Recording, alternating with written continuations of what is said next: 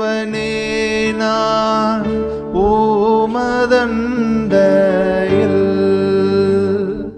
இன்னும் நெருங்கி சேர்வதே என் ஆவல் பூமியில். தேவனே நான் உமதண்டையில் இன்னும் நெருங்கி சேர்வதே என் ஆவல் பூமியில். இன்னொரு முறை சொல்லாமா விருப்பத்தோடு? தேவனே நானோ மதண்டையில் இன்னும் நெருங்கி சேர்வதே என் ஆவல் பூமியில். இன்னும் நெருங்கி சேர்வதே என் ஆவல் பூமியில்.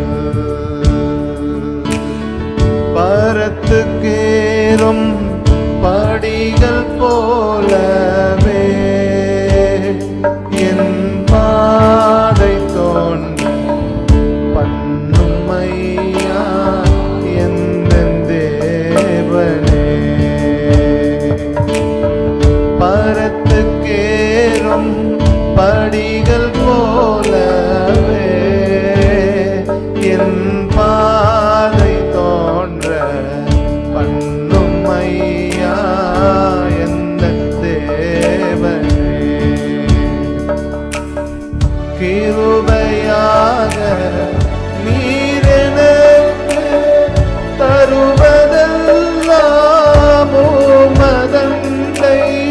கிருபையாக நீர் எனக்கு தருவதெல்லாம் உமதண்டை. அருமையாக என்னை அழைக்கும் அன்பின் தூதனாக செய்யும். தேவனே நான் உமதண்டையில் இன்னும் நெருங்கி ஆவல் பூமியில். இயேசுவே உம் மண்டையிலே நெருங்கி சேர விரும்புகிறேன். இயேசுவே எங்களை இழுத்து கொள்ளும்.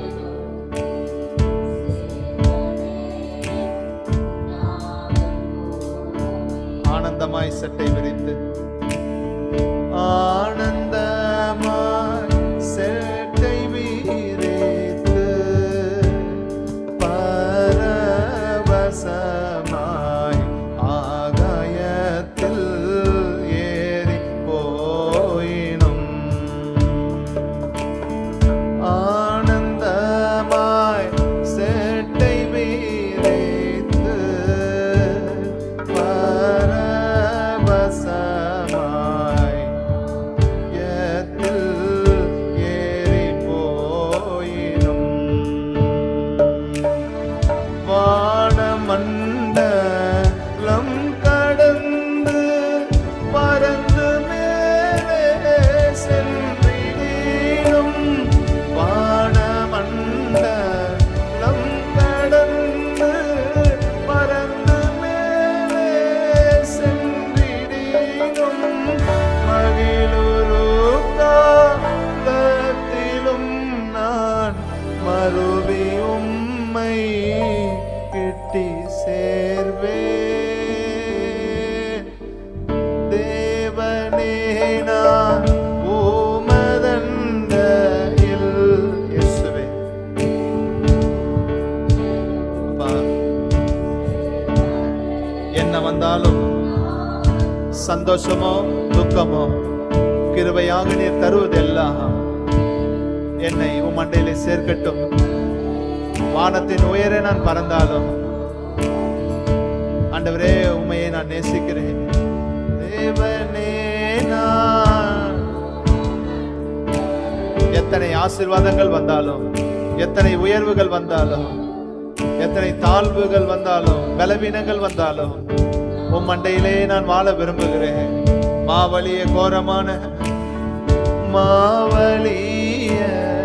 கோரமான வன் சிலுவை மீதினில் நான் மாவலிய கோரமான வன் சிலுவை மீதினில் நான்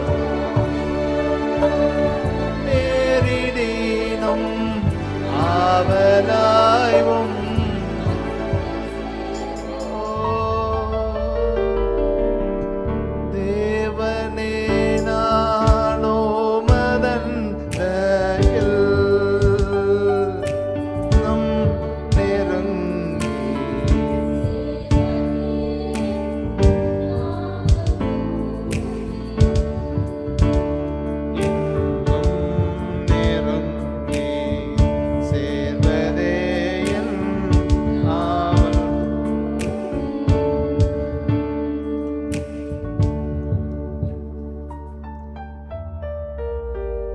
இன்னும் நெருங்கி சேர்வதே எங்கள் ஆவல். உம்முடைய வார்த்தையை அனுப்பி எங்கள் ஆவலை நிறைவேற்றும். இயேசுவின் நாமத்தில் பரிசுத்த ஆவியானவருடைய ஆளுகைக்கு ஒப்பு கொடுக்கிறோம் பிதாவே. ஆமென், ஆமென், ஆமென்.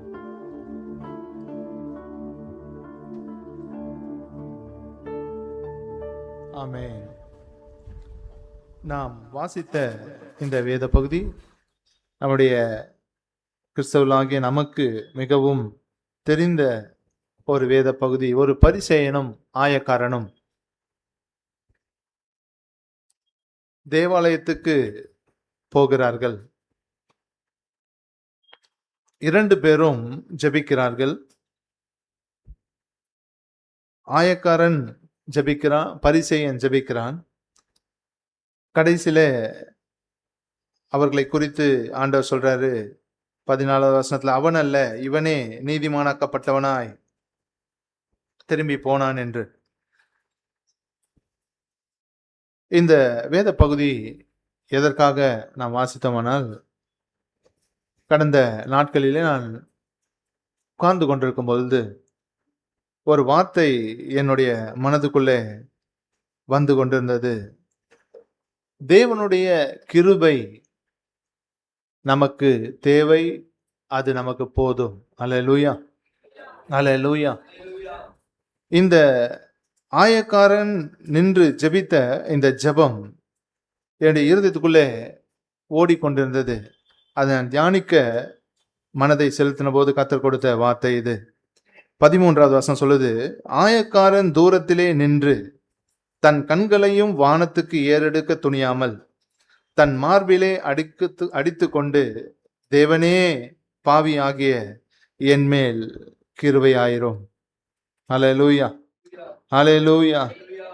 இந்த ஜெப வார்த்தையை பார்க்கும் பொழுது ஒருவேளை ரொம்ப ஒரு பெரிய பாவியான மனுஷனுக்கு தான் இது தேவை அப்படின்னு நம்ம சிலர் நினைக்கலாம். ஆனால் இதுல இருக்கிற வல்லமையான காரியங்களை, மகிமையான காரியங்களை, சந்தோஷமான பரிசுத்தமான நினைவுகளை என்னால் உணர முடிந்தது. இன்றைக்கு இந்த வசனத்தின் அடிப்படையில நாம் கொஞ்ச நேரம் தியானித்து கர்த்தருடைய திருவிருந்துக்காக நாம் ஆயத்தப்படுவோம். இந்த வேத பகுதியை நாம் வாசிப்போமானால் அதுல ஆரம்பத்துல இருந்து சொல்லப்படுது. 10வது வசனத்துல 9வது வசனத்துல எதுக்காக ஆண்டவர் இதை சொல்றாரு அப்படின்றத சொல்றாரு. வாசிமா 9.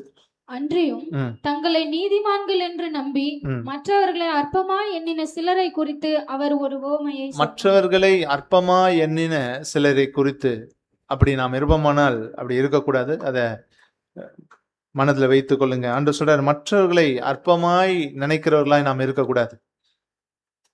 அப்படிப்பட்டவர்களுக்காக அவர் சொல்றாரு. அதுல சொல்லிட்டு கடைசியில ஆண்டவர் சொல்றாரு, நம்மை நாம் தாழ்த்த வேண்டும் என்று சொல்றார். நம்மை நாம் தாழ்த்த வேண்டும். அதாவது நம்முடைய வாழ்க்கையில நாம் விரும்புகிறது, எல்லாரும் விரும்புவது என்னன்னா ஒரு உயர்வு. அப்படிதானே? எல்லா நிலைமையிலும் ஒரு உயர்வை நாம் விரும்புகிறோம். ஆண்டவர் அந்த உயர்வுக்கு ஒரு அருமையான ஒரு ஆலோசனை சொல்றாரு. என்ன அப்படின்னா, உங்களை நீங்கள் தாழ்த்த வேண்டும். ஆண்டவர் சொல்றாரு, 14வது வசனம், அவன் அல்ல, இவனே நீதிமானாக்கப்பட்டவனாய் தன் வீட்டுக்கு திரும்பி போனான் என்று உங்களுக்கு சொல்லுகிறேன். ஏனெனில் தன்னை உயர்த்துகிறவன் எவனும் தாழ்த்தப்படுவான், தன்னை தாழ்த்துகிறவன் உயர்த்தப்படுவான். தன்னை தாழ்த்துகிறவன் உயர்த்தப்படுவான். நீங்கள் உங்களை தாழ்த்துவீர்களானால் கர்த்தர் உங்களை உயர்த்துவார். அல்லேலூயா, அல்லேலூயா. நம்மை நாம் தாழ்த்த வேண்டும். நான் அடிக்கடி சொல்லுகிற ஒரு ஆலோசனை என்ன அப்படின்னா, நம்மை நாம் தாழ்த்த வேண்டும். நிறைய பேருக்கு தாழ்த்துகிறதுல ரொம்ப பிரச்சனை இருக்குது. தாழ்த்துறதுல நிறைய பிரச்சனை இருக்குது. நம்மை தாழ்த்துகிறதிலே நாம் கவனம் செலுத்த வேண்டும். சிலர் என்ன பண்றாங்கன்னா, ஆண்டவரே தாழ்மையை தாங்க சொல்லிட்டு ஆண்டவர்கிட்டயே திரும்பி போயிடுறாங்க. ஆண்டவரே எனக்கு தாழ்மை தாங்க அப்படின்னு சொல்லிட்டு இருக்கிறதெல்லாம் இருந்துட்டு, ரூடா இருந்துட்டு, மேட்டுமையா இருந்துட்டு, கபடா இருந்துட்டு, மற்றவங்களை அற்பமா எண்ணிட்டு, தங்களை மேன்மையா நினைச்சிட்டு ஆண்டவர்கிட்ட போய் தாழ்மையை தாங்க தாழ்மை தாங்க அப்படின்னு கேட்டதுனால அவங்க திருப்தி ஆயிக்கிறாங்க. நம்ம ஜெபம் பண்ணியிருக்கோம், ஆண்டவர் தருவார் ஒரு நாள் அப்படின்னு நினைக்கிறாங்க. அப்படி இல்லை. தாழ்மையை ஆண்டவர்கிட்ட கேட்க முடியாது. அது தவறான ஜெபம். அது நம்முடைய கடமை. ஆண்டவர் சொன்னாரு, தன்னைத்தான் தாழ்த்துகிறவன் உயர்த்தப்படுவான். நீ உன்னை தாழ்த்தினா உனக்கு உயர்வு இருக்கு அப்படின்னு ஆண்டவர்கிட்ட சொன்னதுக்கு அப்புறம் நாம போய் ஆண்டவர்கிட்ட தாழ்மையை கேட்க முடியாது. தாழ்மை என்பது தேவன் வாழ்ந்து காட்டின வழி. அதிலே நாமும் நடக்கணும். அவர் டியூட்டி அது, நம்முடைய கடமை. நாம் வாழ்ந்து காட்ட வேண்டிய அவசியம் உண்டு. தாழ்மை, சாந்தம், குணாதிசயங்கள் ஆண்டவர்கிட்ட நீங்க கேட்டு அவர் கொடுக்கறதில்ல. நீங்க கேட்டீங்கன்னா சூழ்நிலைகளை அப்படி கொண்டு வருவார். ஆண்டவரே நான் கோபமே படக்கூடாது அப்படின்னு நீங்க கேட்டீங்கன்னா ஆண்டவர் என்ன பண்ணுவாரு? கோபப்படுற மாதிரி சூழ்நிலைகளை கொடுப்பார். நீ தானே சொன்ன கோபப்படக்கூடாதுன்னு. சூழ்நிலையே இல்லாம கோபப்படாம இருக்கிறது இல்லை. சூழ்நிலைகள் மத்தியில அமைதியா இருக்கிறது தான் சாந்த குணம். அப்ப ஆண்டவர் உங்களுக்கு பரீட்சைகளை கொடுப்பார், டெஸ்ட் வைப்பார். நீங்க பாஸ் பண்றதுக்கு டெஸ்ட்டுங்களை வைப்பார்.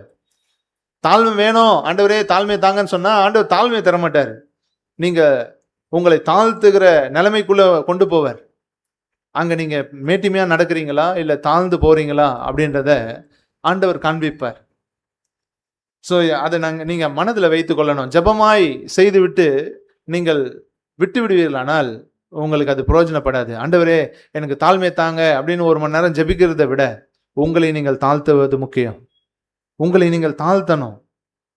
இந்த மனிதனுடைய ஜெபம், ஆயக்காரனுடைய ஜெபம் ஒரு ஆச்சரியமான ஜெபம். அவன் சொன்னா உன்னத்தை அவன் ஜெபிச்சதை நீங்க பார்த்துருப்பீங்க. நிறைய காரியங்களை அவனுடைய காரியங்களை சொல்லி அவன் ஜெபித்தான். நான் இப்படிலாம் இருக்கிறேன், இதெல்லாம் செய்கிறேன், நான் ஒழுங்கா இருக்கிறேன், பர்ஃபெக்டா இருக்கிறேன் அப்படின்னு ஒருத்தன் ஜெபிச்சான், பரிசேயன். ஆனால் இந்த ஆயக்காரன் அவன் சொல்றான், பாவியாகிய என்மேல் கிருபையாயிரும். அல்லேலூயா, அல்லேலூயா. பாவியாகிய என்மேல் கிருபையாயிரும். இப்ப நான் உங்களுக்கு சொன்னேன், தாழ்மையா இருக்கிறது நம்முடைய கடமை. ஆனா அந்த தாழ்மைக்குள்ள நம்மால வர முடியல. நம்மை தாழ்த்துறதுக்கு நிறைய டைம் பிரச்சனை இருக்குது. இப்ப இந்த தாழ்மையை நாம் பெற்றுக்கொள்ள வேண்டுமானால் இந்த வேத பகுதியில ரொம்ப அருமையான ஒரு காரியம் இருக்குது. என்ன அப்படின்னா, கர்த்தருடைய கிருபையை, எவன் ஒருவன் தேவனுடைய கிருபையை சார்ந்து கொள்ள நினைக்கிறானோ அல்லது தன்னுடைய தேவை கிருபைதான் அப்படின்றத நினைக்கிறானோ, எந்த காரியத்தையும் எதிர்பார்க்காமல் கிருபையே அவன் எதிர்பார்க்கிறவனாக இருப்பானால் அவன் தன்னை அறியாமலேயே தன்னை தாழ்த்துறவனாக இருப்பான். அல்லேலூயா, அல்லேலூயா. மறுபடியும் நான் சொல்றேன், எவன் ஒருவன் கர்த்தருடைய கிருபையை சார்ந்து கொள்ள விரும்புகிறானோ, தன்னை அல்லாமல், தன்னுடைய காரியங்களை அல்லாமல் கர்த்தருடைய கிருபையை சார்ந்து கொள்ள, கர்த்தருடைய கிருபையே எனக்கு தேவை, அது எனக்கு போதும் என்கிற இருதயத்தை, நினைவுகளை, அந்த உணர்வை உடையவனாக இருக்கிறானோ அவன் தன்னை தாழ்த்துகிறவனாக கர்த்தருடைய பார்வைக்கு இருக்கிறான். அவன் உயர்த்தப்படுவான். அல்லேலூயா, அல்லேலூயா. இருதயத்துல நமக்கு தாழ்மை ரொம்ப முக்கியம். தாழ்மை உடைக்கப்படுகிற ஒரு அனுபவம். உடைக்கணும், உள்ளத்தை உடைக்கணும். நம்ம ஒண்ணுமே இல்லை, என்னிடத்துல எந்த ஒரு தகுதியும் இல்லை, நான் ஒண்ணுமே இல்லை அப்படின்றத நாம எப்பொழுதும் அறிகிறவர்களா இருக்கணும். எப்பொழுதும் அறிகிறவர்களா இருக்கணும். இந்த மனுஷனுடைய ஜெபம் ரொம்ப அழகா இருந்தது. நான் யோசிக்கும் போது ரொம்ப ஆச்சரியமா இருந்தது. அந்த ஜெபமே போதும் அப்படின்ற மாதிரி எனக்கு தோணுச்சு. தேவனே, பாவியாகிய என்மேல் கிருபையாயிரும், பாவியாகிய என்மேல் கிருபையாயிரும், பாவியாகிய என்மேல் கிருபையாயிரும். ஆண்டவர் சொல்றாரு, அவன் அல்ல, இவனே நீதிமானாக்கப்பட்டவனாய் அவன் தன் வீட்டுக்கு போனான், திரும்பி போனான் என்று. இந்த காரியம் நீதிமானாக்கப்பட்டவனாய் வீட்டுக்கு போனா அப்படின்னா தேவனுடைய பரலோகத்துக்கு போகிறதுக்கு வழியை ஆண்டவர் சொல்றார். பரலோகம், தேவன் நமக்கு கொடுக்க, நமக்காக உண்டாக்கின பரலோகத்திற்கு போக வழி என்ன அப்படின்னா கர்த்தருடைய கிருபையை நாம் சார்ந்து வாழ வேண்டும். ஹல்லேலூயா. அந்த கிருபை தான் நம்மை பரலோகத்துக்கு கொண்டு போக போகுது. ஹல்லேலூயா. தேவனுடைய கிருபை, அவருடைய மகா பெரிய கிருபை தான் பரலோகத்துக்கு நம்மை கொண்டு போக போகுது. ஹல்லேலூயா, ஹல்லேலூயா. அது ஆச்சரியமான. இன்னும் நாம சில காரியங்களை இதை குறித்து பார்க்கலாம். இந்த தன் வீட்டுக்கு திரும்பி போனா அப்படின்னா அது பரலோகத்தை குறிக்கிறது. பரலோகத்துக்கு யார் போவா அப்படின்னா தன்னுடைய நீதியை நம்பி வாழ்றவங்க அல்ல, கர்த்தருடைய கிருபையை சார்ந்து வாழ்கிறவர்கள். ஹல்லேலூயா. அவருடைய கிருபைக்காக காத்திருக்கிறவர்கள், அவருடைய கிருபையே நம்பி நிற்கிறவர்கள். நான் வாழ்கிறதுக்கு ஆதாரம் ஒண்ணுமே இல்லை, அவருடைய கிருபையே உண்மையாக மனதின் ஆழத்திலிருந்து உணர்ந்து வாழ்கிறவர்கள் கர்த்தருடைய ராஜ்யத்தில் இருப்பார்கள். ஹல்லேலூயா. அவர்கள் கர்த்தருடைய வீட்டுக்கு போவாங்க. ஹல்லேலூயா, ஹல்லேலூயா, ஹல்லேலூயா. நீங்க சிலுவையில தொங்கின கல்லனுடைய வார்த்தைகளை பார்த்தீங்கன்னா அதுவும் இந்த வார்த்தைக்கு ஒத்ததான் இருக்கும். அதுக்குள்ள ஒரு பெரிய தாழ்மை. தேவனுடைய கிருபையை நம்பி அவன் கேட்கிறான், ஆண்டவரே, உங்களுடைய ராஜ்யத்தில் வரும்போது அடியேனை நினைத்தருளும். என்னிடத்துல ஒண்ணுமே இல்லை, உங்களுடைய நினைப்பு போதும், நீங்க என்ன நினைச்சிட்டா போதும். ஹல்லேலூயா, ஹல்லேலூயா. அதுதான் கிருபை. ஹல்லேலூயா. தகுதியே இல்லாத ஒருவனின் மேல் அன்பு கூறுகிற அன்புதான் கிருபை. ஹல்லேலூயா. ஆண்டவரிடத்துல அந்த கிருபையை தான் அந்த கல்லன் எதிர்பார்த்தான். ஆண்டவரே, உங்களுடைய ராஜ்யத்தில் வரும்போது என்னை நினைத்தருளும். என்கிட்ட சொல்றதுக்கு ஒண்ணுமே இல்லை, நான் ஒரு பாவி, துரோகி, இந்த சிலுவைக்கு நான் பாத்திரம் தான், இந்த சாவுக்கு நான் பாத்திரம் தான், எல்லாம் தெரியும், எல்லாமே நான் தப்பு பண்ண எனக்கு தெரியும். ஆனா உங்ககிட்ட கிருபை கேட்கிறேன், பாவியாகி என் மேல் கிருபை ஆயிரும். இதே வார்த்தையை தான் அவனும் அர்த்தபூர்வமாக அவன் ஆண்டவரை பார்த்து கேட்டான். கர்த்தர் சொன்னார், இன்றைக்கு என்னுடனே கூட பரதேசில் இருப்பாய். ஹல்லேலூயா, ஹல்லேலூயா. எத்தனை பேர் இன்றைக்கு உங்களை தாழ்த்த விரும்புறீங்க? எல்லா குணங்களும் உடைக்கப்படட்டும். கர்த்தருடைய சமூகத்துக்கு முன்பாக கர்த்தருடைய கிருபையை நோக்கி நாம் பார்ப்போமாக. ஆண்டவரே, உம்முடைய கிருபை எனக்கு போதும், உம்முடைய கிருபை நான் சார்ந்து வாழ விரும்புகிறேன், உம்முடைய கிருபை பெரியது, உம்முடைய கிருபை நல்லது என்று ஆண்டவரை நோக்கி நாம் பார்க்க வேண்டும். இந்த ஆயக்காரனை போல ஒரு ஜெபத்தை நாம செய்யணும். ஆண்டவரே, பாவியாகிய என் மேல் கிருபை ஆயிரும்.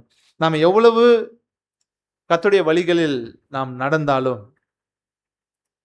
அவருடைய கிருபை தான் நம்மை பரலோகத்துக்கு கொண்டு போக போகுது. ஹல்லேலூயா, ஹல்லேலூயா. நாம் நடக்கிற வழிகள், கர்த்தருடைய வழிகள் நடக்கும்போது அது நம்மை நிச்சயமாய் ஆசீர்வதிக்கும். தேவன் கொடுத்த வழிகள் அதுல நடக்கிறவர்களுக்கு ஆசீர்வாதத்தை கொண்டு வரும்.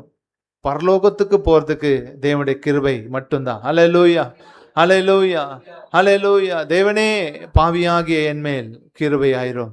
நம்முடைய செயல்கள், நம்முடைய ஒழுக்கங்கள் நம்மை நீதிமான ஆக்குகிறது அல்ல, நம்மளுடைய பாவத்தை நீக்குகிறது அல்ல, தேவனுடைய கிருபையே நம்முடைய பாவங்களை நீக்குகிறது. ஹல்லேலூயா, ஹல்லேலூயா. இதை இன்னும் நாம தியானிக்க போகிறோம். தேவனுடைய கிருபையே நம்முடைய பாவங்களை நீக்குகிறதா இருக்கிறது. ஹல்லேலூயா, ஹல்லேலூயா. ஆண்டவருடைய கிருபை பெரிது. ஒரு அருமையான பாடல் சொல்லுது, தம் கிருபை பெரிதல்லோ என் ஜீவனிலும் அதே.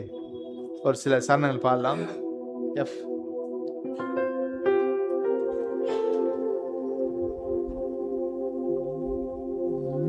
கிருபை பெரிதல்லோ என் ஜீவனிலும் அதே,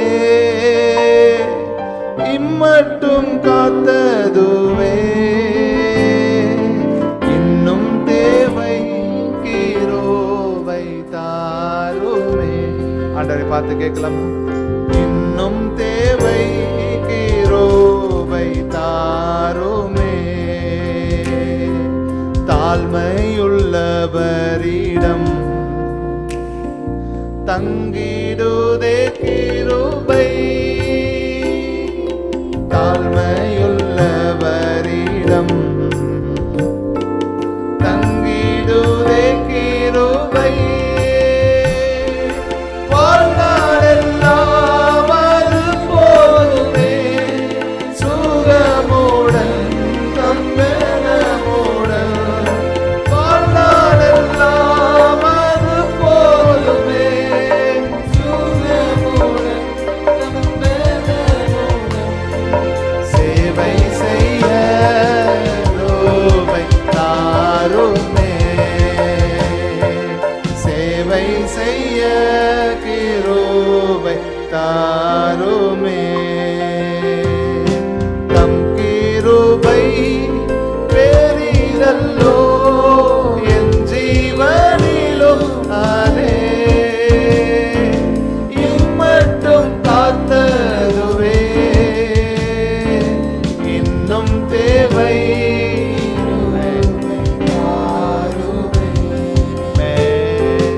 இன்னும் தேவை. நிர்மூலமாகாமல் இருப்பது கர்த்தருடைய கிருபை. ஓ, நிர்மூலமாகாததும் நிற்பதுமோ கிருபை. நிர்மூலமாகாததும்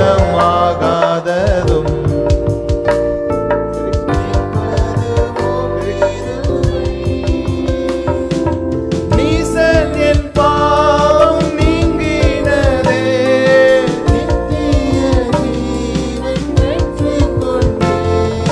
நீசன் என் பாவம் நீங்கினதே.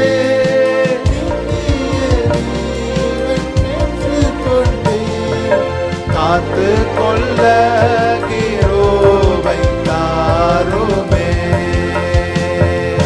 காத்து கொள்ள கிருபை தாருமே. தம் கிருபை பெரிதல்லோ என் ஜீவனிலும் அதே. இம்மட்டும் காத்ததுவே இன்னும் தேவை கிருபை தாருமே. இன்னும் தேவை சொல்லாமா? இன்னும் தேவை இன்னும் தேவை.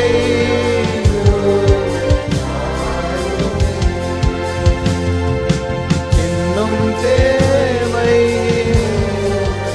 ஆண்டவரை பார்த்து சொல்லுங்க. தேவனே, பாவியாகிய என் மேல் கிருபையாயிரும். தேவை கிருபை தாருமே.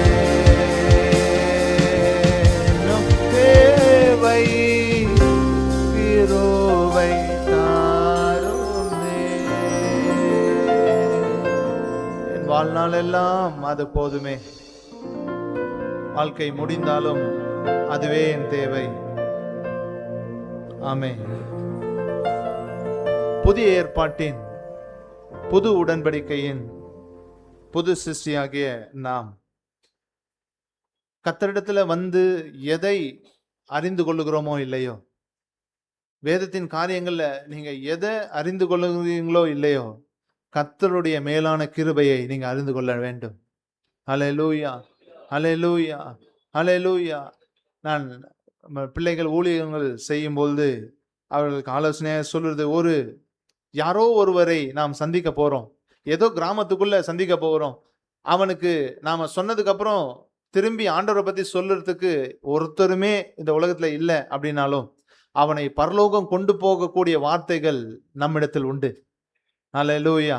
அது அவருடைய கிருபையினால் உண்டானது. ஹல்லேலூயா, ஹல்லேலூயா. இயேசு கிறிஸ்து கிருபையாக மனிதன் மேல் அன்பு வைத்து சிலுவையிலே அவருடைய ஜீவனை கொடுத்து உன்னுடைய பாவங்களை சுமந்தார் என்று சொல்லும் பொழுது அதை அவன் விசுவாசித்தால் பரலோகம் நிச்சயம். நம்ம நினைக்கிறோம் அவன் அதுக்கப்புறம் எங்க சர்ச்சுக்கு போவான், எங்க ஒழுங்கா இருப்பான், எப்படி பைபிள் படிப்பான், எப்படி வாழ்க்கை மாற்றுவான், அதுக்கு பிறகு எத்தனையோ பேர் அவனை மாத்தலாமே, கோயில்கள் கூட்டுன்னு போகலாம், அந்த கோயிலுக்கு அவங்களுடைய காரியங்கள்ல மற்ற சடங்காச்சாரியங்கள் காரியங்கள் நிறைய இருக்குது, இதுக்கெல்லாம் கூட்டிட்டு போகலாமே, இவங்கெல்லாம் எப்படி பரலோகத்துக்கு வருவாங்கன்னு நீங்க நினைக்கலாம். நீங்க முடியாது அப்படின்னு நினைக்கிறத முடிய செய்கிறது தான் கிருபை. ஹல்லேலூயா. அவருடைய கிருபை நம்முடைய புத்திக்கு எட்டாதது. ஹல்லேலூயா. அவருடைய கிருபை ஆச்சரியமானது. அதனால இந்த கிருபையை குறித்து நம்ம கிறிஸ்தவர்களாகிய நாம் அறிய வேண்டும். அவருடைய கிருபையை குறித்து கிறிஸ்தவர்களாகிய நாம் நன்றாக அறிய வேண்டும். அதை தான் நான் சொன்னேன், எது உங்களுக்கு தெரியுதோ இல்லையோ தேவனுடைய கிருபை, இதை நீங்கள் நிச்சயமாக அறியணும்.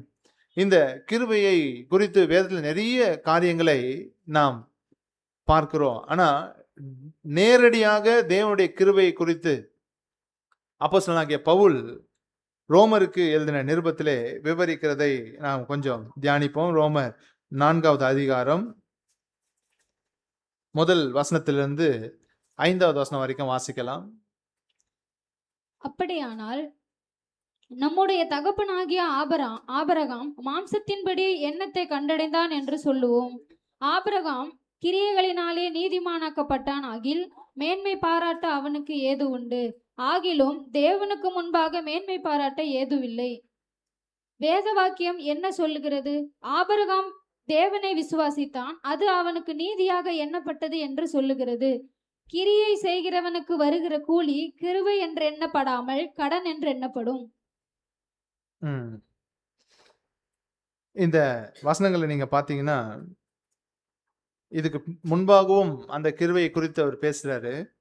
அதுக்கு தான் அப்படியானால் அப்படின்னு சொல்லி 4வது அதிகாரம் ஆரம்பிக்குது. நம்முடைய தகப்பனாகிய ஆபிரகாம் மாம்சத்தின்படி எண்ணத்தை கண்டடைந்தான். அப்படின்னா ஒரு மனிதனாக அவன் செய்கிற கிரியைகளினாலே அவன் எண்ணத்தை கண்டடைந்தான் என்று சொல்லுவோம். ஆபிரகாம் கிரியைகளினாலே நீதிமானாக்கப்பட்டானாகில் மேன்மை பாராட்ட அவனுக்கு ஏது உண்டு. ஒரு மனுஷன் தன்னுடைய செயலினால் நீதிமானாக்கப்படுவானால் அவன் தன்னை உயர்த்துவதற்கு வாய்ப்பு இருக்கிறது. ஆனால் தேவனுக்கு முன்பாக மேன்மை பாராட்ட ஏதுவில்லை. வேத வாக்கியம் என்ன சொல்லுகிறது? 3வது வசனம், ஆபிரகாம் தேவனை விசுவாசித்தான், அது அவனுக்கு நீதியாக எண்ணப்பட்டது என்று சொல்லுகிறது. 4வது வசனம், கிரியை செய்கிறவனுக்கு வருகிற கூலி கிருபை என்று எண்ணப்படாமல் கடன் என்று எண்ணப்படும். ஒருவன் தன்னுடைய கிரியைகளை செய்து கர்த்தரிடத்துல காரியங்களை வாங்குவான் என்றால் அது கூலி, அதுவும் கிடைக்கும். ஆனா அது கிருபை இல்லை. நிறைய பேர் நிறைய தியாகங்களை செய்றீங்க, எல்லாமே சரிதான், அதெல்லாம் இருக்கட்டும். நல்ல ஜெபம் செய்றீங்க, உபவாசம் செய்றீங்க, நம்மளுடைய சரீரத்தை வருத்துக்கிறோம், நிறைய தியாகம் செய்றாங்க, வைராக்கியமாய் காரியங்களை செய்றாங்க, எல்லாமே ஓகே தான். அதுக்காக உங்களுக்கு ஆண்டவர் காரியங்களை கொடுக்கிறார் அப்படின்னா அது உங்களுக்கு கொடுக்கிற கூலி. ஆனா அது கிருபை இல்லை. கிருபை என்பது என்ன அப்படின்னா 5வது வசனம் சொல்லுது, ஒருவன் கிரியை செய்யாமல், தெளிவா சொல்லு, ஒருவன் கிரியை செய்யாமல் பாவியை நீதிமானாக்குகிறவரிடத்தில் விசுவாசம் வைக்கிறவனாய் இருந்தால் அவனுடைய விசுவாசமே அவனுக்கு நீதியாக எண்ணப்படும். அல்லேலூயா, அல்லேலூயா, அல்லேலூயா. ஆண்டவர் நீங்க இந்த கிருபையை குறித்து பார்க்கும் பொழுது இங்க ஒரே ஒரு, அப்ப நம்ம என்ன பண்ணணும் அப்படின்னு நீங்க கேட்டீங்கன்னா, ஆண்டவர் அவருடைய கிருபையை விளங்க பண்ணுகிறார்.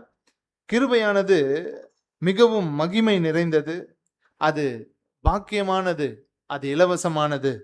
ஆனால் அதற்கு நம்முடைய ரெஸ்பான்ஸ் அதுக்கு தேவை. நம்மிடத்தில் அது எதிர்பார்க்கிற ஒரு காரியம் இருக்குது. என்ன அப்படின்னா, விசுவாசிக்க வேண்டும். எங்க சுவிசேஷம் சொல்லப்படுதோ அந்த சுவிசேஷத்தை விசுவாசிக்கும் பொழுதுதான் அது அவனுக்கு பலன் கொடுக்கிறது. தேவனுடைய கிருபை எல்லா மனுஷருக்கும் ரட்சிப்பை அளிக்கக்கூடிய தேவ கிருபை வெளிப்பட்டது. இயேசு கிறிஸ்துவாக இந்த பூமியில உலகத்துல வெளிப்பட்டார். ஆனா அந்த கிருபைக்கு கொடுக்கக்கூடிய ரெஸ்பான்ஸ் ஒன்று இருக்குது.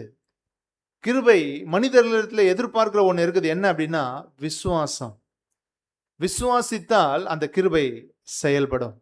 அப்ப நம்முடைய வாழ்க்கையில தேவ கிருபை நம்முடைய வாழ்க்கையில செயல்பட வேண்டுமானால் தேவனை நாம் விசுவாசிக்கணும். அவர் செய்வார், அவர் பார்த்துக்கொள்வார், அவர் கிருபை எனக்கு போதும் அப்படின்னு நீங்க சொல்றதே நம்புறது தான். ஹல்லேலூயா. அவருடைய கிருபை எனக்கு போதும், தேவனே என் மேல் கிருபையாயிரும், பாவியாகிய என் மேல் கிருபையாயிரும் என்று நாம் சொல்ல வேண்டும். இது நீங்க யோசிச்சு பார்க்கும்போது அப்ப இது எப்படி சொல்லுதுன்னா ஒரு பொக்கிஷம் போலதான். எதுவுமே தகுதியில்லாத ஒருத்தனுக்கு ஏராளமான பொக்கிஷத்தை கொடுக்கிற மாதிரியான விஷயம் தான். அதை தான் வேதம் சொல்லுது. ரோமர் 4 அதே அதிகாரத்துல 5வது வசனத்துல இருந்து வாசிமா. ஒருவன் கிரியை செய்யாமல் பாவியை நீதிமான் ஆக்குகிறவரிடத்தில் விசுவாசம் வைக்கிறவனாய் இருந்தால் அவனுடைய விசுவாசமே அவனுக்கு நீதியாக எண்ணப்படும். அந்தபடி கிரியைகள் இல்லாமல் தேவனாலே நீதிமான் என்று எண்ணப்படுகிற மனுஷனுடைய பாக்கியத்தை காண்பிக்கும் பொருட்டு, கிரியைகள் இல்லாமல் தேவனாலே நீதிமான் என்று எண்ணப்படுகிற மனுஷனுடைய பாக்கியத்தை காண்பிக்கும் பொருட்டு, எவர்களுடைய அக்கிரமங்கள் மன்னிக்கப்பட்டதோ எவர்களுடைய பாவங்கள் மூடப்பட்டதோ அவர்கள் பாக்கியவான்கள்.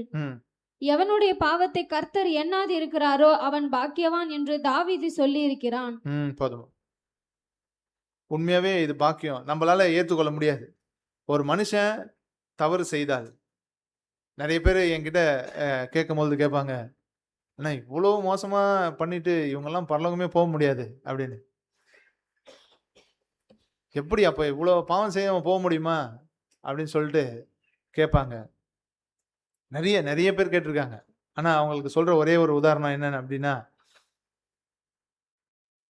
ஒரு அப்பா, நீங்க தான் அப்பா, அப்படி அப்பாவோ அம்மாவோ வச்சுங்களேன், உங்க பிள்ளை பயங்கரமான பாவியா இருக்கிறான், மோசமான பாவி, சாவுற வரைக்கும் உங்களை துன்பப்படுத்தி கஷ்டப்படுத்தி தான் சாகுறான்னு வச்சுங்க. உங்க கண்ணெதுக்கே சாகுறான் அப்படின்னா, குடிச்சு வெறித்து பெரிய பாவியாகவே சாகுறான்.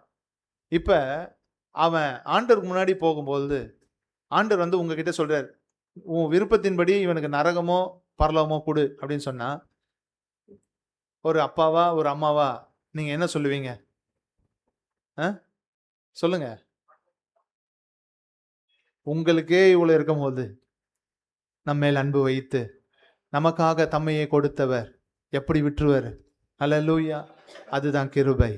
ஹல்லேலூயா, ஹல்லேலூயா. இதை தான் சொல்லுது, ஒருவன் கிரியை செய்யாமல் பாவியை நீதிமானாக்குகிறவரிடத்தில் விசுவாசம் வைக்கிறவனாய் இருந்தால் அவனுடைய விசுவாசமே அவனுக்கு நீதியாக எண்ணப்படும். அந்தபடி கிரியைகள் இல்லாமல் தேவனாலே நீதிமான் என்று எண்ணப்படுகிற மனுஷனுடைய பாக்கியம் எப்படிப்பட்டதுன்னா, எவனுடைய அக்கிரமங்கள் மன்னிக்கப்பட்டதோ எவர்களுடைய பாவங்கள் மூடப்பட்டதோ அவர்கள் பாக்கியவான்கள். எவனுடைய பாவத்தை கர்த்தர் எண்ணாது இருக்கிறாரோ அவன் பாக்கியவான். நீங்க பாவம் செஞ்சாலும் ஆண்டவருக்கு முன்னாடி அது ஒண்ணுமே இல்லாம போகுது. ஏன்னா அவருடைய கிருபை நம்மை மூடுது. அதனால பாவம் செய்யுங்க அப்படின்னு சொல்லல. நான் அடிக்கடியாய் சொல்லுகிறது உண்டு, பாவம் செய்கிறவர்கள், பாவத்தை செய்ய விரும்புகிறவர்கள் தேவனுடைய கிருபையை போக்கடிக்கிறாங்க. பொய்யான மாயையை பின்பற்றுகிறவர்கள் நமக்கு வருகிற கிருபையை போக்கடிக்கிறாங்க. தேவனுடைய கிருபை பாவம் செய்கிறவர்களுக்கு கிடைக்கிற ஆயுதம் இல்லை, அதை வச்சு பாவம் செஞ்சுக்கலாம் அப்படின்னு சொல்லிட்டு. தேவனுடைய கிருபை பாவம் செய்கிறதற்கு நமக்கு கொடுக்கப்படுகிற ஆயுதம் இல்லை, மனம் திரும்பி தேவனை அனுபவிக்கிறதுக்கு கொடுக்கிற பொக்கிஷம். அல்லேலூயா. கொடுக்கப்பட்ட பொக்கிஷம், அதை அனுபவிக்கணும். அல்லேலூயா. தேவனுடைய கிருபையை அனுபவிக்கணும். தேவனே பாவியாகிய என் மேல் கிருபையாயிரும். அது இலவசமாய் நமக்கு கொடுக்கப்பட்டது. நீங்க 3வது அதிகாரம் 23, 24வது வசனத்தை வாசிங்க. ரோமர் 3, 23, 24. எல்லாரும் பாவம் செய்து தேவ மகிமையற்றவர்களாகி இலவசமாய் அவருடைய கிருபையினாலே கிறிஸ்து இயேசுவில் உள்ள மீட்பை கொண்டு நீதிமான்கள் ஆக்கப்படுகிறார்கள். இலவசமாய் அவருடைய கிருபையினாலே கிறிஸ்து இயேசுவில் உள்ள மீட்பை கொண்டு நீதிமான்கள் ஆக்கப்படுகிறார்கள். எல்லாரும் பாவம் செய்து தேவ மகிமையற்றவர்கள் ஆகிட்டோம். ஒருத்தர் மேன்மை பாராட்ட ஒண்ணுமே இல்லை. யாரையும் அற்பமா நினைக்கவே கூடாது. அதுக்குதான் ஆண்டவர் சொல்றார், ஒரு மற்றவர்களை அற்பமாய் நினைக்கிறவர்களை பார்த்துதான் இந்த சம்பவத்தை சொல்றார். யாரையுமே அற்பமா நினைக்க, எல்லாரும் பாவம் செய்து தேவ மகிமையற்றவர்கள் தான். நம்முடைய கிரியைகளினாலே நம்ம பெரிய ஒருவனா காட்டவே முடியாது. அவருடைய கிருபை மட்டும்தான். ஹல்லேலூயா. அவருடைய கிருபையினாலே நாம் நீதிமான்கள் ஆக்கப்படுகிறோம். அவருடைய கிருபையினாலே விசுவாசத்தை கொண்டு நாம் நீதிமான்கள் ஆக்கப்படுகிறோம். ஹல்லேலூயா, ஹல்லேலூயா. இந்த கிருபை உங்களை பரலோகம் கொண்டு போகும். பாவத்தோடு போராடி கொண்டிருக்கிற கர்த்தருடைய பிள்ளையே, அதை குறித்து நீ குற்ற மனப்பான்மைக்குள்ள வர வேண்டிய அவசியம் இல்லை. உனக்காக சிலுவையிலே எல்லா பாவங்களையும் சுமந்தவர் இருக்கிறார்.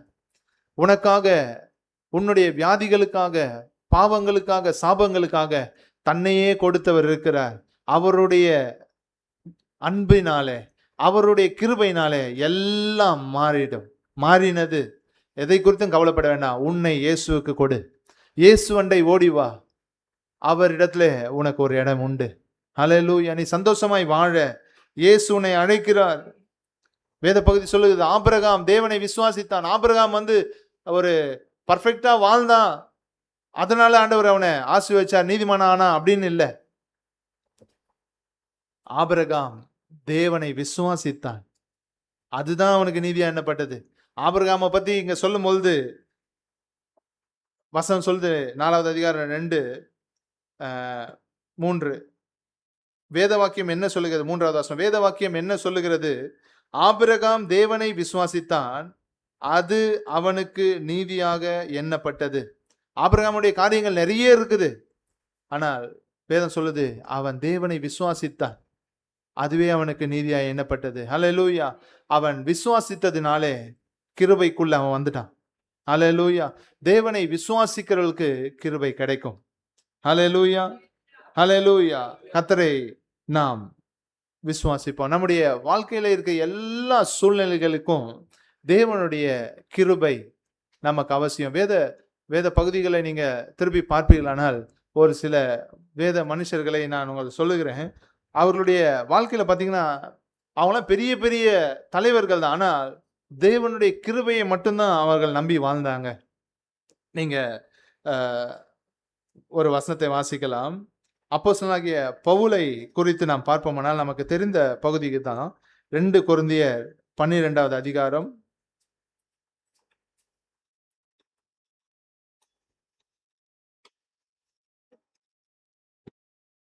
8:7 வாசிக்கலாமே. அன்றியும் எனக்கு வெளிப்படுத்தப்பட்டவைகளுக்குரிய மேன்மை நிமித்தம் நான் என்னை உயர்த்தாதபடிக்கு என் மாம்சத்திலே ஒரு முள் கொடுக்கப்பட்டிருக்கிறது. என்னை நான் உயர்த்தாதபடிக்கு அது என்னை குட்டும் சாத்தானுடைய தூதனாய் இருக்கிறது.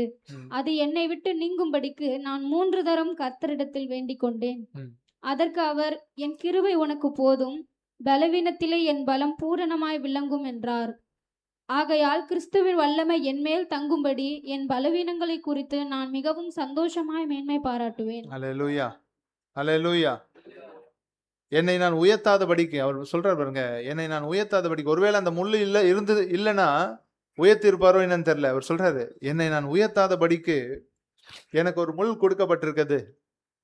ஆண்டவர் சொன்னாரு, நீ உன்னை உயர்த்தக்கூடாது, தாழ்ந்து இருந்தாதான் கிருபை கிடைக்கும். அல்லேலூயா, ஹல்லேலூயா. என் கிருபை உனக்கு போதும், உன்னுடைய பலவீனத்திலே என் பலம் பூர்ணமாய் விளங்கும். ஹல்லேலூயா. உங்களுடைய பலவீனங்களில் உங்களுக்கு உதவி செய்கிற கிருபை அது. ஹல்லேலூயா.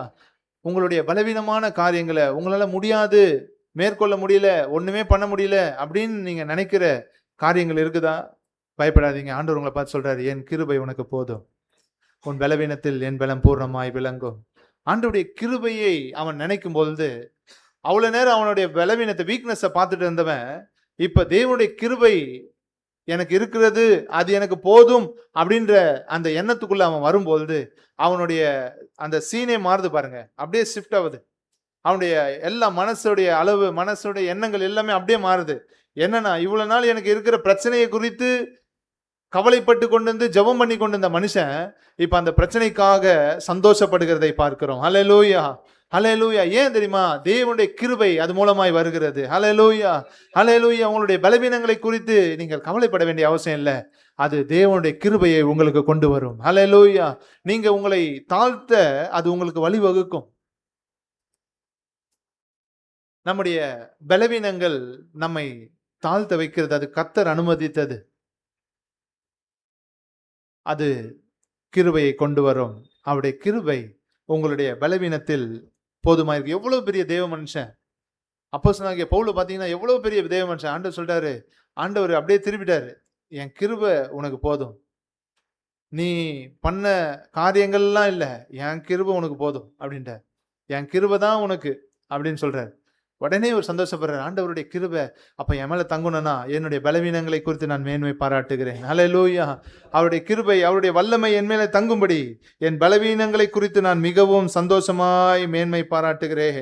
ஹல்லேலூயா, ஹல்லேலூயா. 10வது வசனம் சொல்லுது, அந்தபடி நான் பலவீனமாய் இருக்கும் போதே பலமுள்ளவனாய் இருக்கிறேன். ஆகையால் கிறிஸ்துவ நிமித்தம் எனக்கு வரும் பலவீனங்களிலும் நிந்தைகளிலும் நெருக்கங்களிலும் துன்பங்களிலும் இடுக்கண்களிலும் நான் பிரியப்படுகிறேன். ஹல்லேலூயா. கர்த்தருடைய ஜனமே, உங்கள் பலவீனத்திலே அவர் கிருபை உங்களுக்கு போதும். சங்கீதக்காரன் இப்படி எழுதுறான், நம்முடைய பாதைகளிலே பிரச்சனைகள் வரும்போது, சங்கீதம் 94:18,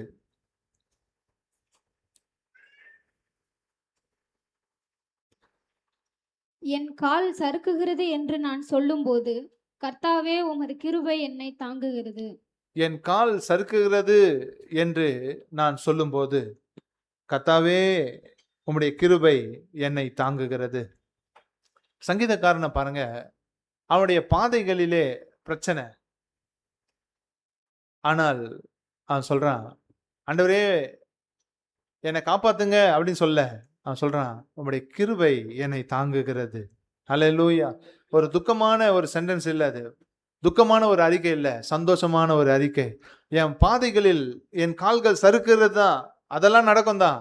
ஆனா ஒண்ணு இருக்குது, அவருடைய கிருபை. ஹல்லேலூயா. அது நம்மை தாங்குகிறது. ஹல்லேலூயா. என் கால்கள் சறுக்கும் போது கர்த்தருடைய கிருபை என்னை தாங்குகிறது. ஹல்லேலூயா, ஹல்லேலூயா. இவைகளை எழுதினவர் சாதாரண மனிதர்கள் அல்ல, அவள் எல்லாம் பெரிய பெரிய ஆவிக்குரிய ஜாம்பவான்கள், ஸ்பிரிச்சுவல் ஜெயின்ஸ். அவங்களாம் பெரிய ஜாம்பவான்கள். அவர்களுடைய கண்களுக்கு முன்பாக எது பெருசா தெரியுதுன்னா தேவனுடைய கிருபை, தேவனுடைய கிருபை. ஹல்லேலூயா. இன்னொரு மனிதனை நான் காண்பிக்கிறேன். யாத்ராகம புத்தகம் 33வது அதிகாரம் 12-13 வாசிக்கலாம். யாத்ராகம புத்தகம் 33:12-13. மோசே கர்த்தரை நோக்கி, தேவரீர் இந்த ஜனங்களை அழைத்து கொண்டு போ என்று சொன்னீர், ஆகிலும் என்னோட கூட இன்னாரை அனுப்புவேன் என்பதை எனக்கு நீர் அறிவிக்கவில்லை என்றாலும் உன்னை பேர் சொல்லி அழைத்து அறிந்திருக்கிறேன் என்றும் என் கண்களில் உனக்கு கிருபை கிடைத்தது என்றும் தேவரீர் சொன்னதுண்டே. உம்முடைய கண்களில் இப்பொழுது எனக்கு கிருபை கிடைத்ததானால் நான் உம்மை அறிவதற்கும் உம்முடைய கண்களில் எனக்கு கிருபை கிடைப்பதற்கும் உம்முடைய வழியை எனக்கு அறிவியும். இந்த ஜாதி உம்முடைய ஜனம் என்று நினைத்தருளும் என்றான். ஹல்லேலூயா.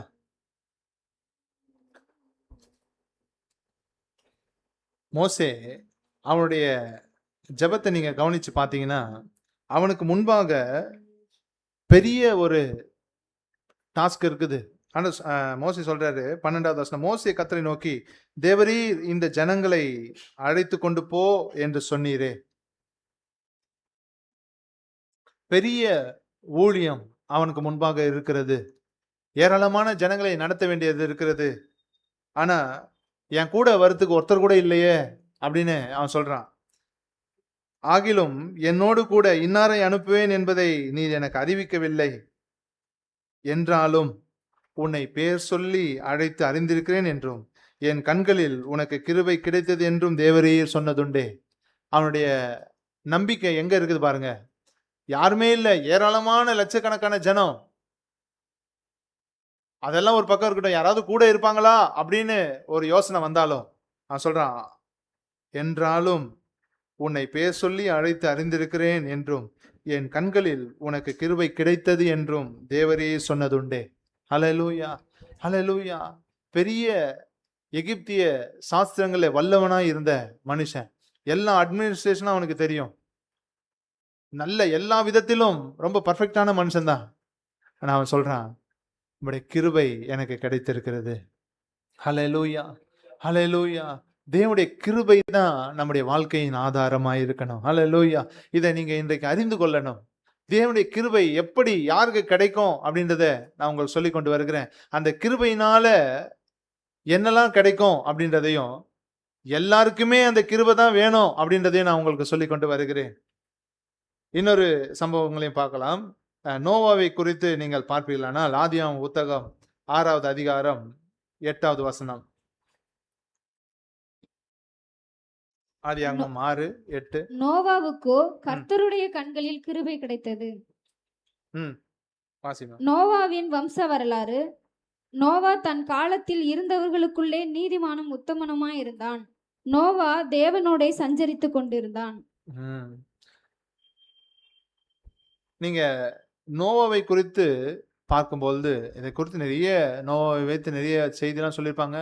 அவன் அந்த பேழைக்குள்ளே பிரவேசத்துக்கு காரணம் அவன் நீதிமானாய் உத்தமனாய் இருந்தான் அப்படின்லாம் சொல்லுவாங்க. அதெல்லாம் நல்ல காரியம் தான், உண்மைதான். ஆனால் முக்கியமான காரியம் என்ன அப்படின்னா, நோவாவுக்கு கர்த்தருடைய கண்களில் கிருபை கிடைச்சது. அதுக்கு பின்னாடி தான் மற்ற காரியம்லாம். நோவாவுக்கு கர்த்தருடைய கண்களில் கிருபை கிடைத்தது. நோவா வந்து நீ உத்தமனும் நீதிமானுமா இருந்ததுனால கிருபை கிடைச்சதா அப்படின்னா இல்ல. அவன் வந்து ரொம்ப பர்ஃபெக்டா இருந்ததுனால அவனுக்கு கிருபை கிடைச்சதா அப்படின்னா இல்ல. அவனுக்கு எப்படி கிருபை கிடைச்சதுன்னா, அவன் தேவனை விசுவாசித்தான். அவன் தேவனை விசுவாசித்தான்.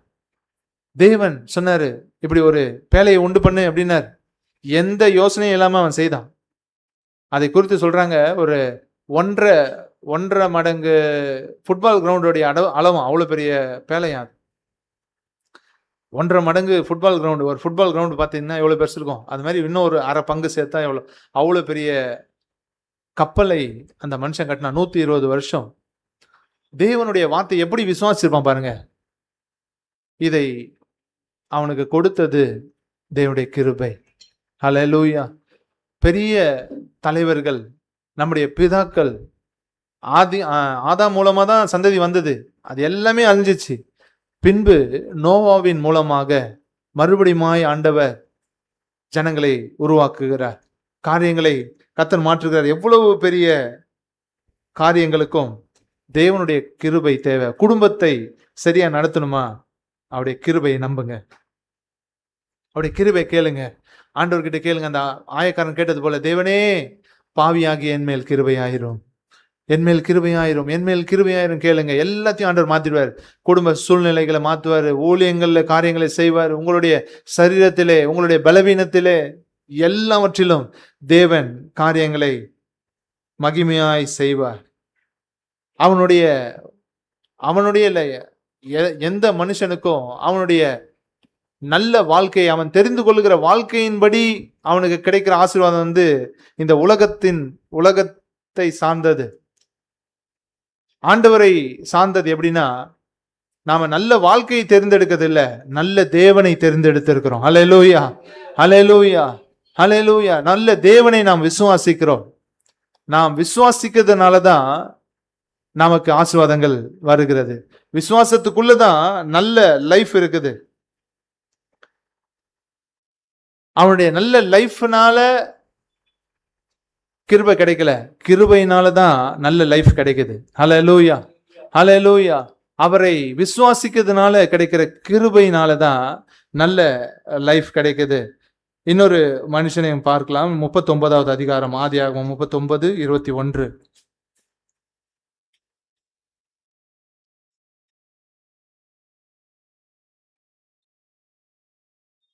கர்த்தரோ யோசேப்போடே இருந்து அவன் மேல் கிருபை வைத்து சிறைச்சாலை தலைவனுடைய தயவு அவனுக்கு கிடைக்கும்படி செய்தார். யோசேப்பை குறித்து நாம் பார்க்கிறோம்.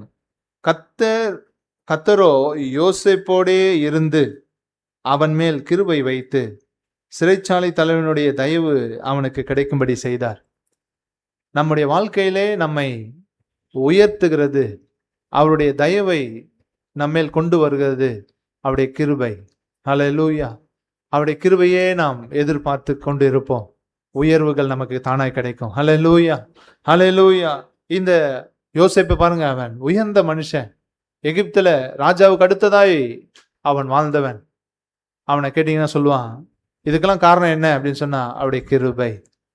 ஹல்லேலூயா, ஹல்லேலூயா. உங்களுக்கு வேலையில, படிப்புல, மற்ற காரியங்கள்ல உயர்வு வேண்டுமா? அந்த மனுஷனை போல ஜெபம் பண்ணுங்க. ஆயக்காரன் ஜெபிச்சான், பாவியாகி என் மேல் கிருபை ஆயிரும். உங்களுடைய ஃபோக்கஸ், உங்களுடைய எண்ணம் அந்த கிருபையை நோக்கி வருவதாக. ஆண்டவரை பார்த்து கேளுங்க, ஆண்டவரே என் மேல் கிருபை ஆயிரும், என் மேல் கிருபை ஆயிரும், என் மேல் கிருபை ஆயிரும், என் மேல் கிருபை ஆயிரும். அப்படி நம்ம நினைக்கும் பொழுது நமக்குள்ள நம்மை தாழ்த்துகிற ஒரு அனுபவத்தை கர்த்தர் கொடுக்கிறார்.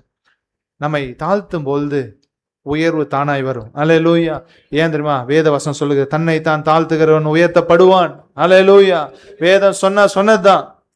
தன்னை தாழ்த்துகிற ஒருத்தர் கூட தாழ்ந்து போனதே இல்லை. அல்லேலூயா. ஒருத்தர் கூட தாழ்ந்து போகவே மாட்டாங்க, நிச்சயமாய் உயர்த்தப்படுவார்கள். அல்லேலூயா. உங்களை நீங்கள் தாழ்த்த கற்றுக்கொள்ளுங்க, கற்றுக்கொள்ளுங்க. அவருடைய தெய்வ மனிதர்களை நாம் பொதுவாக பேசும்பொழுது அவங்களுடைய குணாதிசயங்களை நாம் பேசுறோம். ஆனால் அவர்களை உயர்த்தியது எல்லாம் தேவனுடைய கிருபையே. ஹல்லேலூயா. அவர்களுக்கு பின்பாக இருந்து காரியங்களை செய்கிறது தேவ கிருபையே.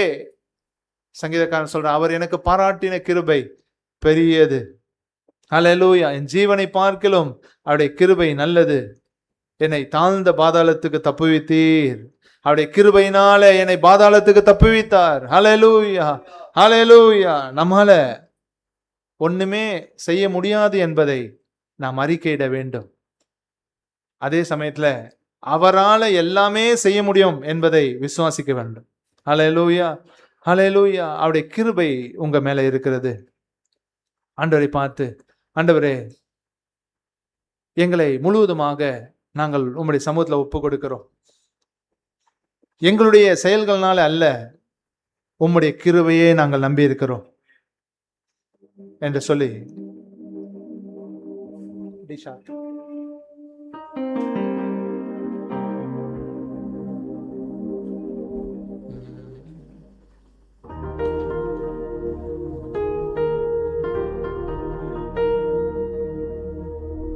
என்னால் ஒன்றும் கூடாதென்று என்னை நான் தந்து விட்டேன். உம்மால் எல்லாம் கூடும் என்று உம்மை நம்பி உள்ளே. என்னால் ஒன்றும் கூடாதென்று என்னை நான் தந்து விட்டேன். உம்மால் எல்லாம் கூடும் என்று உம்மை நம்பி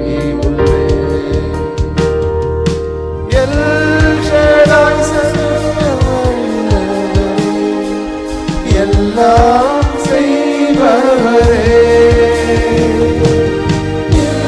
இல்லாதவைகளை இருக்கின்றதா பரவழைப்பவரே. எல்ஷடாய் சர்வவல்லவரே, எல்லாம் செய்பவரே. ஆபிரகாமை போல தேவனை விசுவாசிப்போம். அவருடைய கிருபை நம்மேல் இறங்கும். ஆபிரகாமை ஆசீர்வதித்தவர், ஆபிரகாமுக்கு செய்தவர் எனக்கும் செய்ய வல்லவர். ஆபிரகாமுக்கு செய்தவர் எனக்கும் செய்ய வல்லவர். யெகோவாயிரே, யெகோவாயிரே எல்லாம் பார்த்து கொள்வார், தேவையை நிறைவாக்குவார். தண்ணீரை துருத்தியில் எடுத்து வைத்து ஏற்றதாய் வேலன் தருவார். யெகோவாயிரே எல்லாம் பார்த்து கொள்வார்,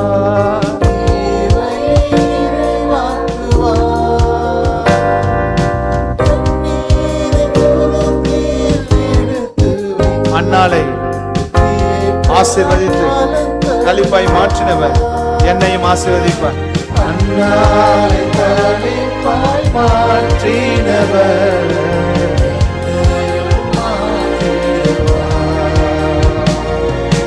அந்நாளை தனிப்பாய் மாற்றினவர் என்னையும் மாற்றிடுவார். என்னால் ஒன்றும் கூடாதென்று உண்மையாக உங்களுடைய மனதின் ஆழத்திலிருந்து ஆண்டவருடைய கிருபையை நினைத்து, ஆண்டவரே பாவியாகிய என் மேல் கிருபையாயிரும், பாவியாகிய என் மேல் கிருபையாயிரும், என்னால் அல்ல எல்லாம் உம்மாலே, என்னால் ஒன்றும் கூடாதென்று என்னை நான் தந்துவிட்டேன். என்னால் எல்லாம்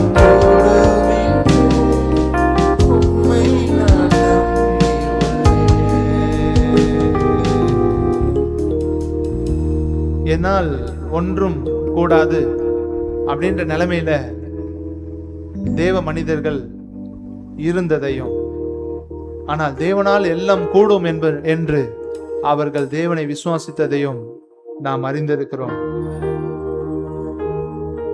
அவர் நமக்கு போதுமானவர். பரிசேயன் தன்னுடைய நீதியை நம்பி ஆலயத்துக்கு போனா, ஆயக்காரனோ தேவனுடைய கிருபையை நம்பி ஆலயத்துக்கு வந்தான். தேவனுடைய கிருபை அவனை நீதிமானாக மாற்றி அனுப்பினது. இன்றைக்கும் ஆலயத்துக்கு வந்திருக்கிற தேவ ஜனமே, நீ எதை நம்பி இங்க வந்திருக்கிற? இன்றைக்கு ஆண்டவருடைய திருவிருந்து அனுசரிக்க வந்திருக்கிற நாம் எதை நம்பி அவருக்கு முன்பாக நிற்க போகிறோம்? அந்த ஆயக்காரன் ஜெபித்தான், தேவனே பாவியாகி என் மேல் கிருபையாயிரும். இன்றைக்கு திருவிருந்து உங்களுடைய அருகிலே வரும்போது நீங்க ஜெபிக்கக்கூடிய ஒரு ஜெபம் உண்டு. என் மேல் கிருபையாயிரும், தேவனே என் மேல் கிருபையாயிரும். ஏனென்றால் கிருபையாக அவரையே நமக்கு தந்திருக்கிறார். நமக்குள், நம்முடைய சரீரத்திற்குள் வாசம் பண்ணும்படி, நம்முடைய சரீரத்தோடு கலந்து விடும்படி அவருடைய இரத்தத்தையும் அவருடைய சரீரத்தையும் நமக்காக அவர் கொடுத்திருக்கிறார்.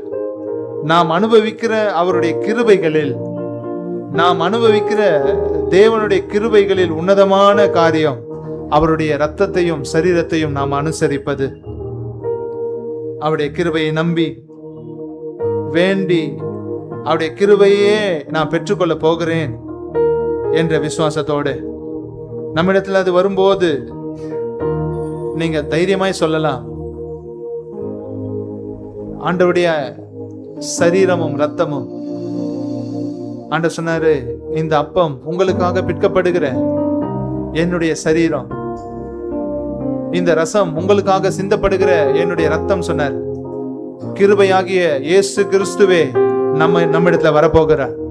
கிருபையாகிய இயேசு கிறிஸ்துவே நம்மிடத்தில் வரப்போகிறார். உங்ககிட்ட வரும்போது நீங்க தைரியமா சொல்லலாம், இது கிருபை. ஆண்டவருடைய ரத்தத்தின் அடையாளமாக, சரீரத்தின் அடையாளமாக அப்பமும் ரசமும் உங்ககிட்ட வரும்போது நீங்க சொல்லணும், இது கிருபை. ஹல்லேலூயா, இது கிருபை என்று அனுசரிக்கணும். ஹல்லேலூயா. ரோமர் 3வது அதிகாரம் 26வது வசனம் சொல்லுது, கிறிஸ்து இயேசுனுடைய இரத்தத்தை பற்றும் விசுவாசத்தினாலே பலிக்கும் கிருபாதார பலியாக அவரையே ஏற்படுத்தினார். கிருபையின் பலியாக, கிருபையாகவே அவரையே ஏற்படுத்தினார். ஹல்லேலூயா, ஹல்லேலூயா, ஹல்லேலூயா. இயேசு கிறிஸ்துவே கிருபை. ஹல்லேலூயா, அவரே கிருபை. அவர் உங்களிடத்தில் வரப்போகிறார். அவருடைய கிருபையை அனுபவிக்கிற அனுபவங்களை உன்னதமான அனுபவம். அவருடைய இரத்தத்தையும் அவருடைய சரீரத்தையும் அனுபவிக்கிறது, அனுசரிக்கிறது நமக்காக கிருபாதார பலியாக. ஓ, இயேசு கிறிஸ்துவின் இரத்தத்தை பற்றும் விசுவாசத்தினாலே பலிக்கும் கிருபாதார பலியாக அவரையே ஏற்படுத்தினார். அவருடைய தியாகத்துக்கு முன்பாக நாம் வரும்போது நம்முடைய காரியங்களை குறித்து யோசிக்க வேண்டாம். நாம இதுக்கு தகுதியா இல்லையா என்று சொல்லிலாம் யோசிக்காதீங்க. அவருடைய கிருபையை நம்புங்க.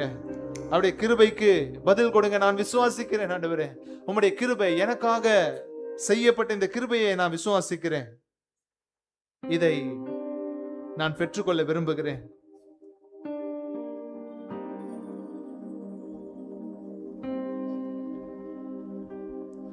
கிருபாதார பலியாமே திருக்குமாரன் கிறிஸ்தே சுதாமே. கிருபாதார பலியாமே திருக்குமாரன் கிருபாதார பலியாமே.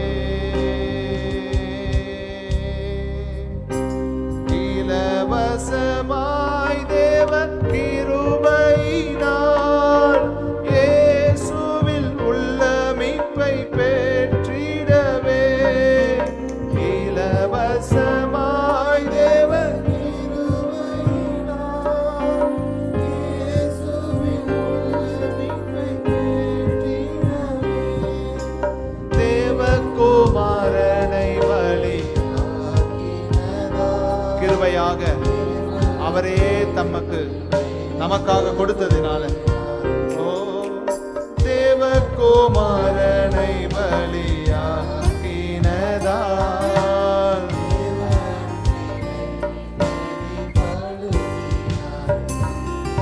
கிருபாதார பலியாமே. சர்வலோக பாவ நிவாரணமா தேவகுமாரன் இயேசு பலியானாரே. சர்வலோக பாவ நிவாரணமா தேவகுமாரன் இயேசு பலியானாரே. காயங்களில் ஓடும் ரத்தத்தினாலே தூய்மையான ஜீவியம்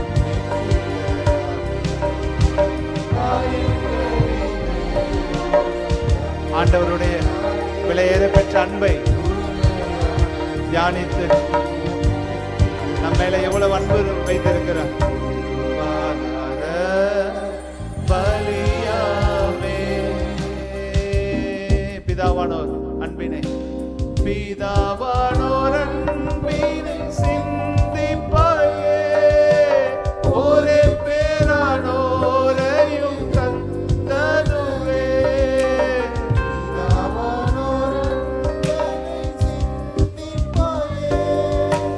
ஒரே பேரானோரையே தந்தனரே. பிழை தீரவே இந்த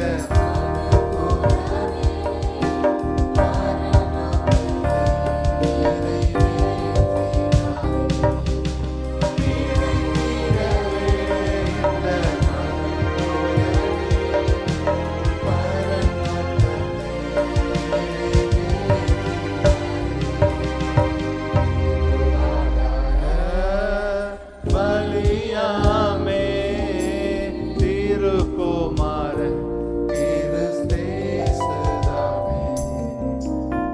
கிருபாதார பலியாமே. கிருபாதார பலியாக தம்மையே ஒப்பு கொடுத்த தேவன் இன்றைக்கு நம் மத்தியில் இருக்கிறார்.